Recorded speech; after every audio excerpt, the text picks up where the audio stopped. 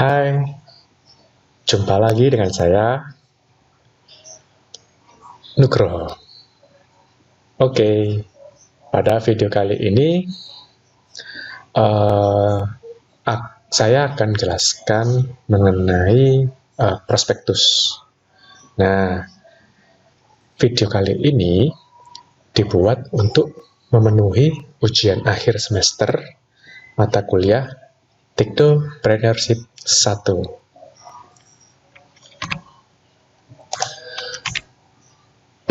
Oke, yang belum mengenal, inilah saya, Nursetyo Nugroho. Biasa dipanggil dengan Nugroho.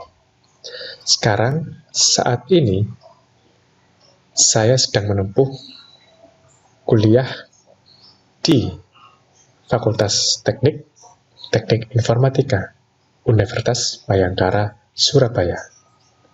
Itu yang belum kenal saya. Oke, bagi yang sudah kenal dengan saya, nggak apa-apa, kenalan lagi. Oke, kenalan terus. Nah, oke, seperti yang saya bilang pada awal, yang saya bahas pada video kali ini yaitu tentang prospektus. Oke, apa sih prospektus itu? Prospektus merupakan dokumen dari perusahaan, badan usaha, atau mandiri yang merupakan laporan gambaran mengenai usaha yang dijalankan untuk diketahui ke publik. Bisa dikatakan merupakan dokumen yang berisi informasi usaha yang dilakukan.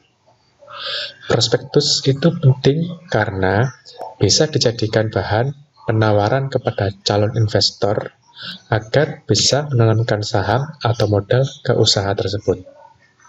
Di dalam prospektus terdapat bidang usaha apa yang dilakukan, riwayat ringkas dari perusahaan, nominal penawaran harga, dan besaran saham yang ditawarkan. Nah, itu tadi sekilas gambaran mengenai prospektus. Oke, kita lanjutkan kembali. Yuk, kita intip apa saja sih yang ada pada prospektus ini. Oke. Nah, ini dia. Ini merupakan tujuan atau awal dari prospektus. Maksud saya adalah mengenai gambaran isi dari prospektus. Nah, di sini saya ingin membuat prospektus mengenai perlengkapan dapur. Nah, saya beri nama sarumbu. Nah, apa itu sarumbu? Yaitu merupakan saringan bumbu-bumbu dapur. Biasanya disebut rempah-rempah. Nah, bumbu-bumbu dapur jadi maksud ini adalah bumbu dapur yang ikut dimasak, tetapi bentuknya itu masih utuh. Oke, nanti jelasnya detailnya akan saya jelaskan nanti. Nah, ini merupakan gambar atau cover mengenai produk yang akan saya buat. Oke, kita lanjut berikutnya. Nah, di dalam prospektus ada executive summary. Apa itu executive summary? Executive summary adalah pengantar atau ringkasan singkat dari rencana bisnis yang ingin disampaikan kepada orang lain. Ringkasan eksekutif bisa menjadi langkah pertama untuk memperoleh kepercayaan calon investor atau partner kerja. Dalam artian lain, komponen ini berisi mengenai informasi apapun yang menggambarkan bisnis, mulai dari target pasar, produk yang dibuat, anggaran keuangan, dan lain-lain. Nah, itulah executive summary dari sebuah prospektus. Nah, apa sajakah executive summary yang saya buat? Di sini nama produk yaitu sarumbu, saringan bumbu. Bentuk usaha adalah usaha mandiri. Bidang usaha yaitu peralatan memasak. Alamat usaha ada di Gresik, Jawa Timur. Nah, tujuannya yaitu memisahkan bumbu-bumbu masakan yang utuh dengan olahan masakan. Nah, apa maksudnya? Nanti ada penjelasannya. Nah, modal yang dibutuhkan yaitu sekitar Rp20.750.000, yaitu modal mandiri. Pendapatan usaha yaitu dari penjualan produk. PIP sekitar 6 bulan sejak produksi, yaitu diperkirakan 25 juta. Estimasi keuntungan dalam 1 tahun yaitu diperkirakan sebesar 120 juta rupiah. Nah, itulah executive summary yang ada pada prospektus yang saya buat ini. Oke, kita lanjut ke slide berikutnya. Nah, di dalam prospektus ada latar belakang. Nah, latar belakang yang saya buat adalah seperti ini. Inovasi merupakan perubahan, akan tetapi perubahan belum tentu merupakan inovasi. Nah, kemudian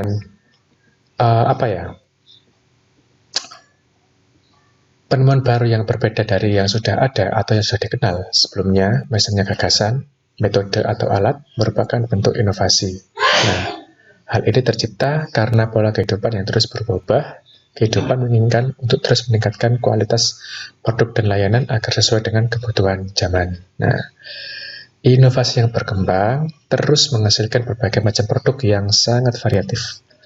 Banyak bidang terimbas dari dampak perkembangan inovasi, yaitu bidang produksi, jasa, maupun layanan. Inovasi juga mempengaruhi tingkat kreativitas manusia untuk selalu menemukan hal-hal baru, pengembangan produk maupun layanan. Nah, inovasi dalam bidang masak-memasak misalnya, banyak sekali perabot atau peralatan memasak yang tercipta. Berbagai variasi peralatan masak diciptakan agar semakin memudahkan dalam hal perawatan, penggunaan maupun penyajian. Nah, itulah latar belakang yang mendasari untuk membuat produk ini. Oke, saya akan menjelaskan materi atau slide berikutnya. Nah, di sini ada analisis permasalahan. Di dalam prospektus ada analisis permasalahan, menganalisa permasalahan yang ada. Nah, beberapa masakan berkuah masih membutuhkan bahan-bahan masakan yang diperlukan selama masakan tersebut masih layak dihidangkan guna menjaga kualitas rasa dari masakan tersebut. Beberapa masakan tersebut diantaranya adalah sayur asem, sayur bayam, kari ayam, opor ayam, sayur bobor, atau yang lain. Di dalam masakan tersebut, bahan-bahan yang masih diperlukan untuk tetap menjaga rasa dari masakan adalah buah asam pada sayur asem, temu kunci pada sayur bayam, serta daun jeruk. Kemudian ada batang serai dan lengkuas pada kari ayam atau opor ayam. Bahan-bahan tersebut tidak dihaluskan, tetapi langsung dimasak utuh. Karena dimasak utuh, bahan-bahan tersebut masih dalam bentuk aslinya. Sehingga pada saat mengambil kuah atau makanan yang diinginkan, terkadang bahan-bahan tersebut ikut terangkat atau terambil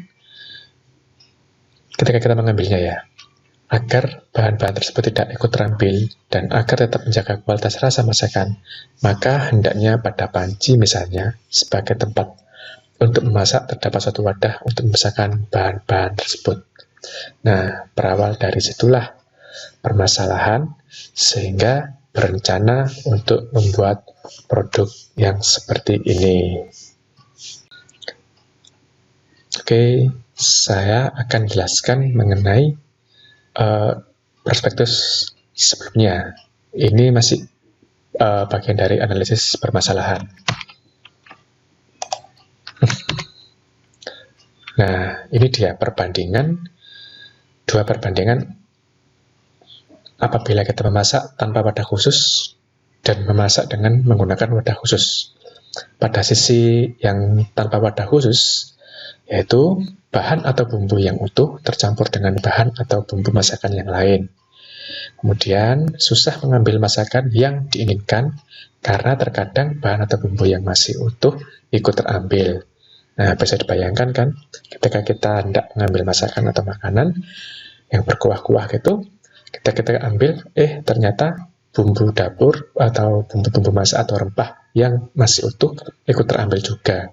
Nah, jadi di sini kan susahnya tuh. Kemudian di sisi selanjutnya yaitu ada apabila menggunakan wadah khusus. Nah, itu tidak tercampur dengan bahan atau bumbu masakan lain, namun tetap menjaga cita rasa masakan. Nah, kemudian memudahkan mengambil masakan yang diinginkan. Nah, seperti itu bedanya. Apabila kita menggunakan wadah khusus tersebut, bumbu-bumbu yang utuh kita taruh di wadah khusus tersebut agar kita bisa enak mengambil masakan atau makanan. Nah, tetap kualitas rasa masakan akan terjaga. Nah, seperti itu perbandingan menggunakan wadah khusus dan tanpa menggunakan wadah khusus. Oke, kita langsung saja ke isi dari prospektus selanjutnya. Nah, di sini ada analisa BMC, yaitu Business Model Canvas. Apa itu analisa BMC? Analisa BMC, Business Model Canvas, yaitu merupakan kerangka kerja yang dikenai banyak untuk mendefinisikan model bisnis startup. Business Model Canvas disusun dengan tujuan untuk menjelaskan, menilai, memvisualisasikan, serta mengubah model bisnis sehingga kinerja yang dihasilkan oleh startup lebih maksimal. Model bisnis ini bisa diterapkan oleh semua jenis startup tanpa terbatas sektor usaha. Nah, itu sekilas sedikit gambaran mengenai analisa BMC. Nah, lebih jelasnya seperti ini. Nah, ini dia analisa BMC yang saya buat pada prospektus kali ini. Di sini ada berbagai macam area.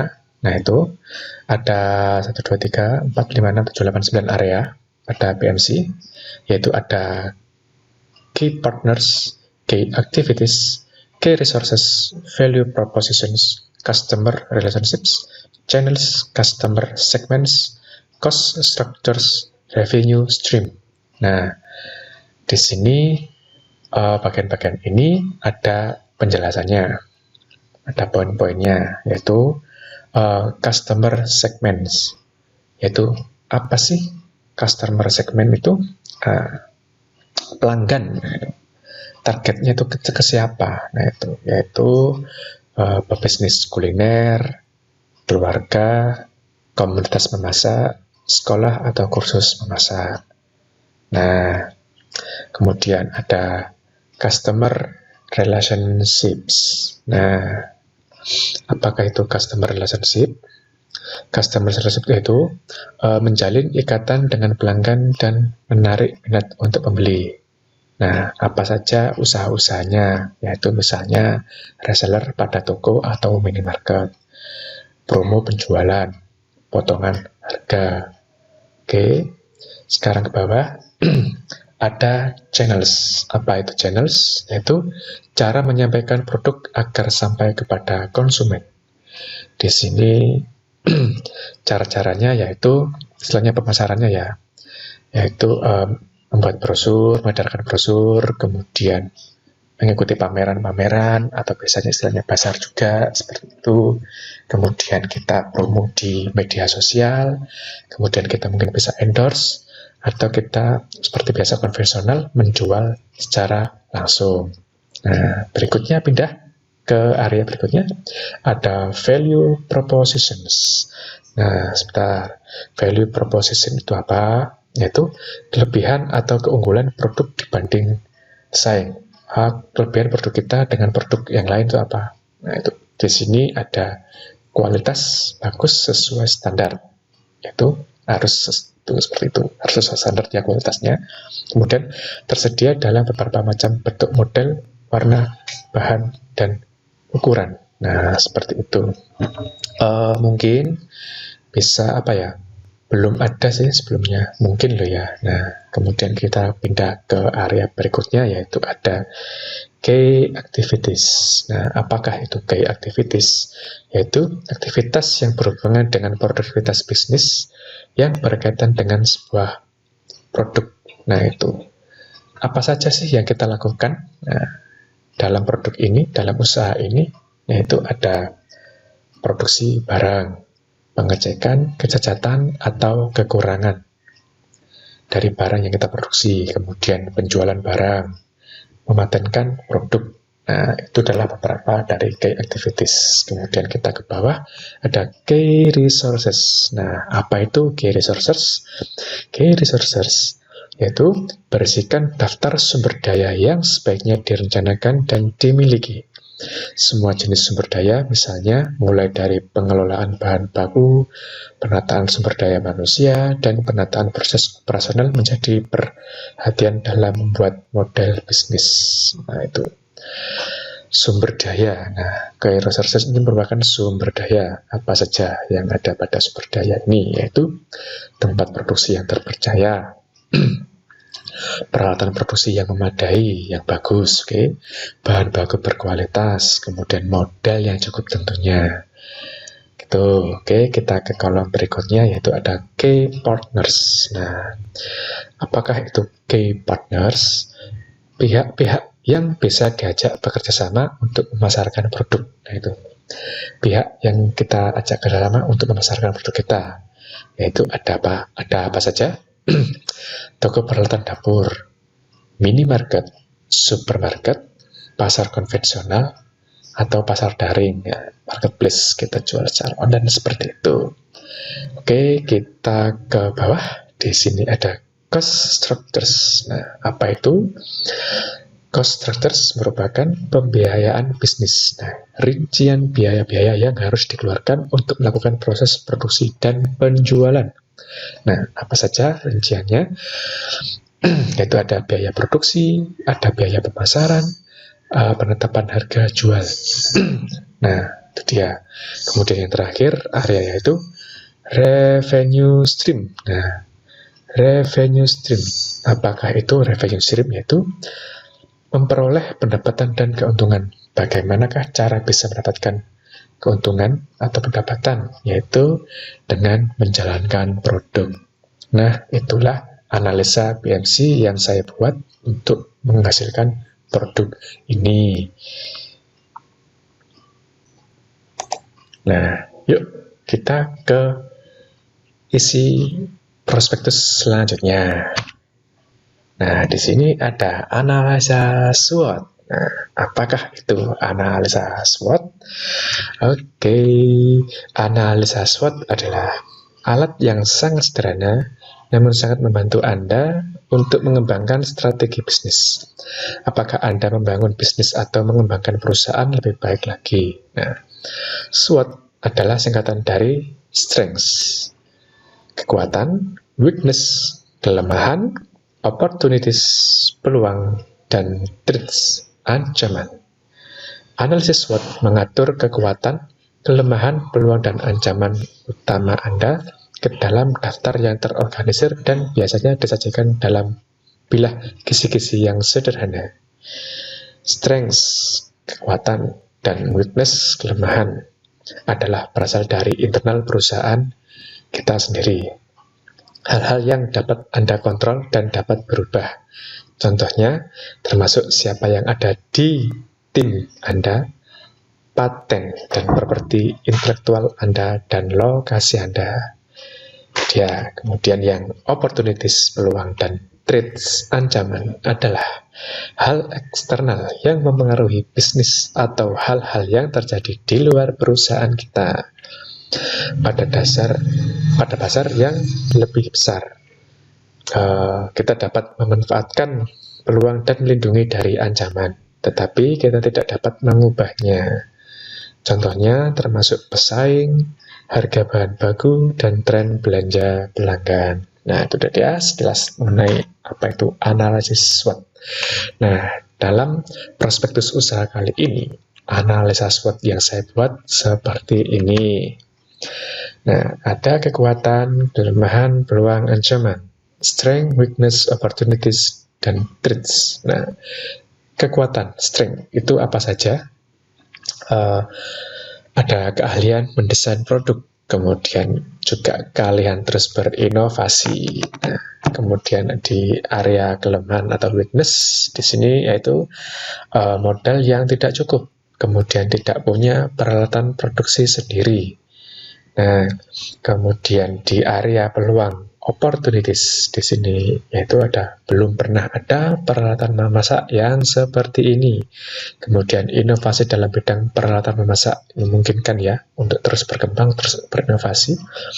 Kemudian ada ancaman yaitu threats, yaitu ada saingan atau kompetitor. Kemudian tidak banyak yang menggunakan. Misal kita sudah memproduksi ternyata yang menggunakan itu tidak banyak. Nah, seperti itu. Nah, ini dia kurang lebih gambaran analisa SWOT yang saya bikin pada prospektus ini. Oke, setelah mendapatkan gambaran analisa SWOT, kita menuju ke isi dari prospektus selanjutnya. Nah, di sini ada kalkulasi anggaran dan pendapatan. Nah, sebelum kita mengkalkulasi anggaran dan pendapatan, kita bagi-bagi dulu kegiatan-kegiatan aktivitas apa saja yang ada pada produksi barang ini. Yaitu di sini saya membuat ada 9 kegiatan, yaitu survei peralatan dapur. Nah, yang menjadi pelaksana yaitu mandiri, maksudnya saya sendiri atau kita sendiri mensurvei peralatan dapur. Kemudian ada desain produksi, kita buat sendiri.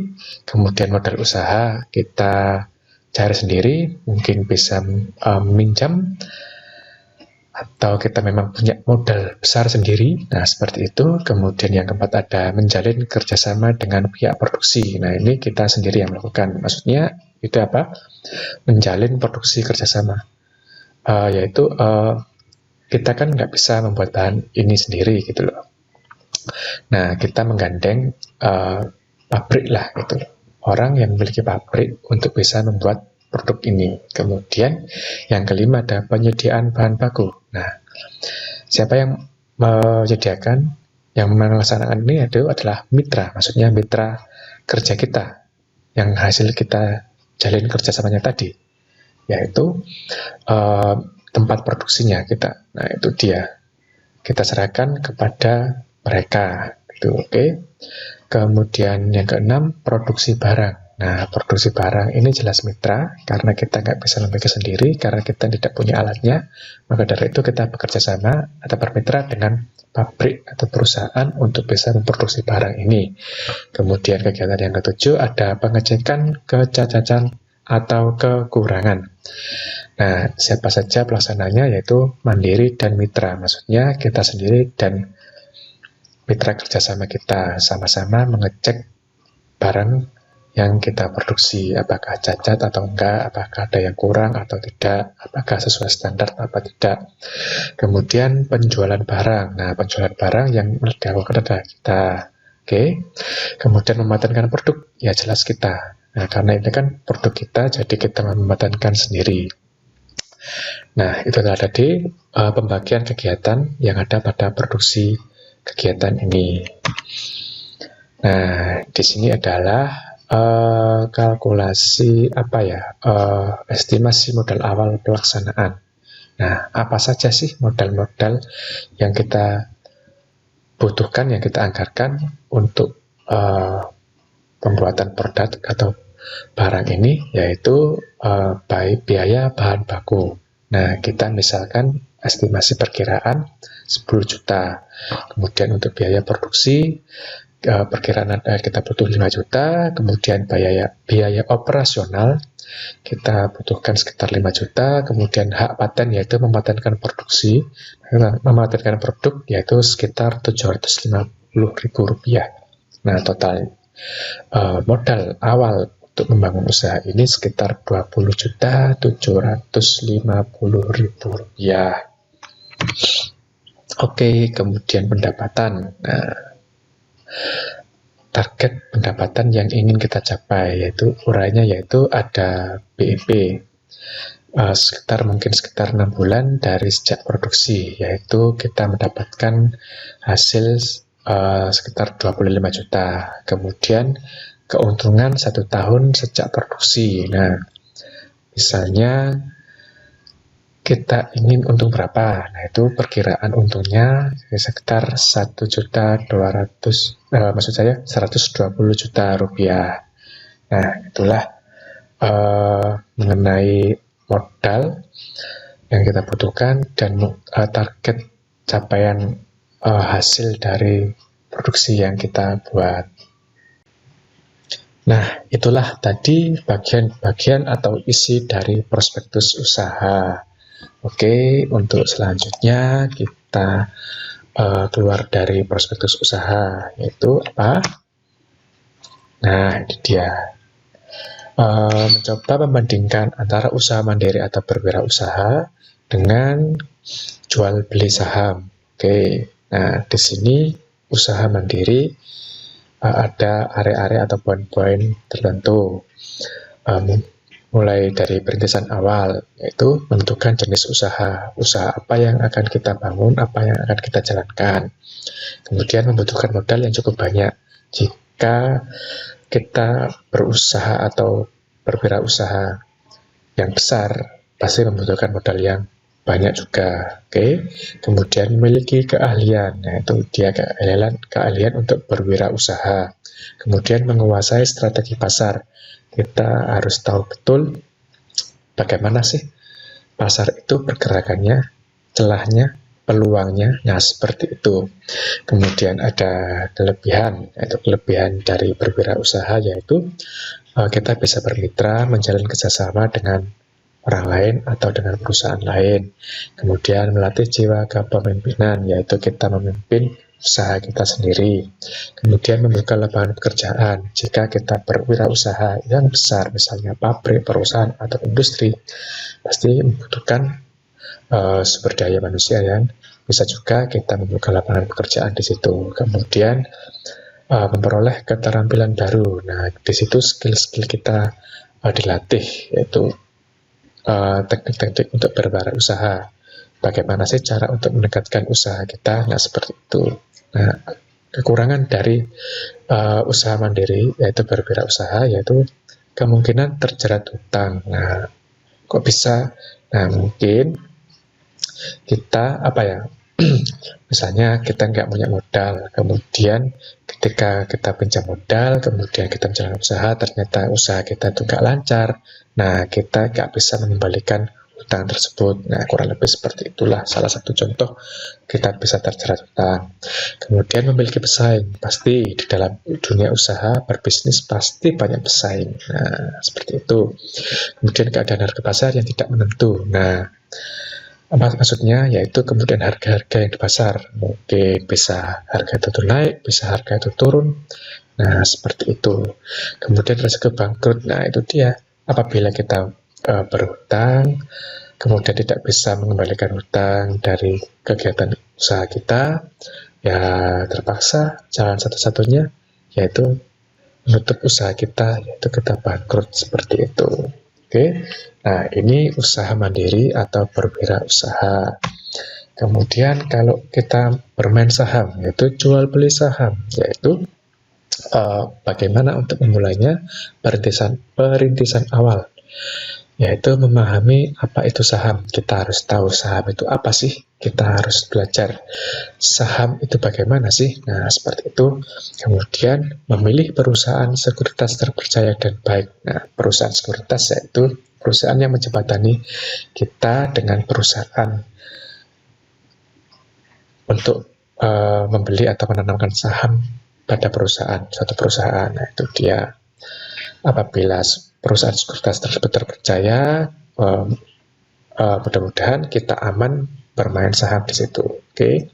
Kemudian memilih dan membeli saham yang terbaik. Kita harus jeli perusahaan mana yang selalu bisa mendapatkan untung. Nah, maksudnya terpercaya untuk bisa menghasilkan saham yang baik. Nah, itu dia. Kemudian memantau pasar. Nah, gini maksudnya yaitu kita memantau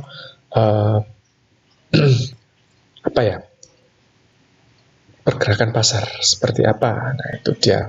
Apakah perusahaan yang kita tanam sahamnya itu mungkin sedang buruk atau mungkin sedang naik. Nah, seperti itu. Kemudian kelebihan jual beli saham memberikan potensi return besar jika memilih saham yang tepat. Nah, itu harus pastikan dulu perusahaannya. Jika perusahaan menjanjikan, kita bisa menanam saham di situ dan bisa mendapatkan return yang besar. Oke, tidak membutuhkan pegawai. Nah, kita kan bekerja sendiri, bekerja mandiri, nggak usah pakai pegawai. Kemudian ada tidak memerlukan perawatan aset. Nah, jika kita bersaham kan tidak ada aset ataupun properti atau barang yang kita kelola, ya kan? Kita sahamkan uang.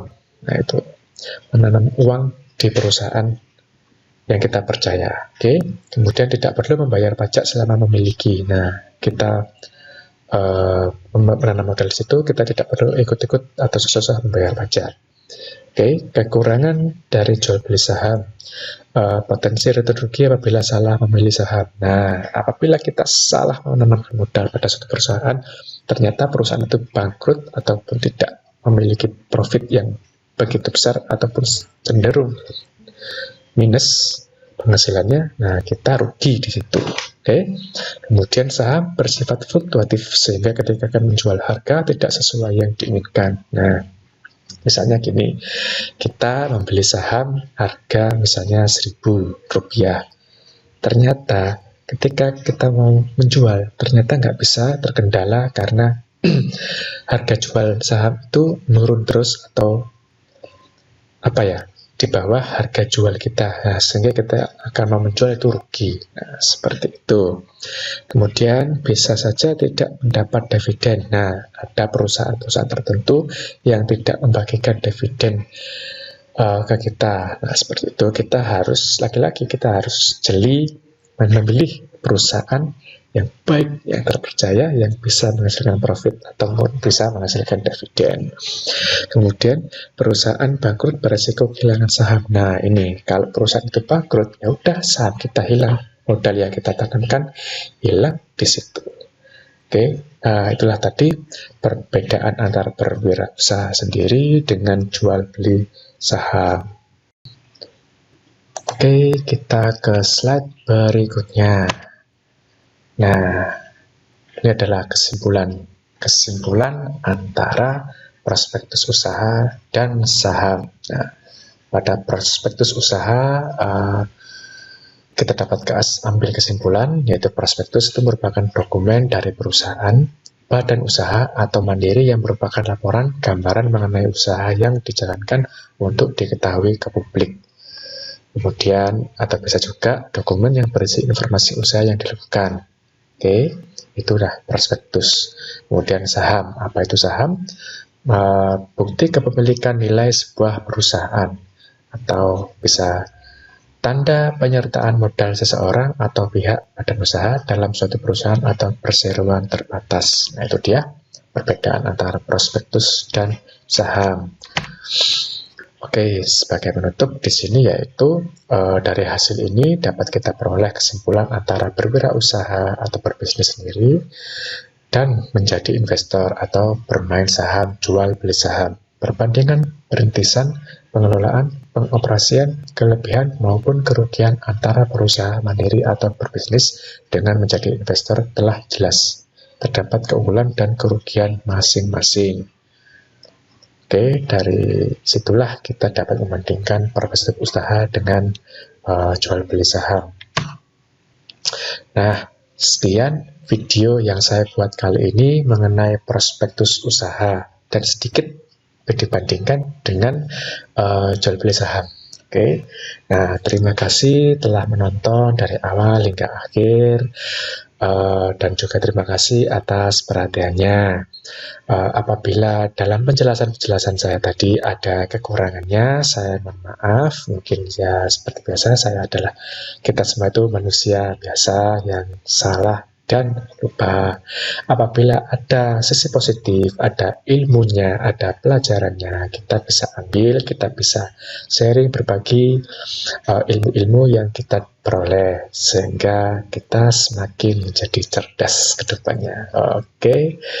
Oke, sekian cukup video yang saya buat ini. Terima kasih sekali lagi.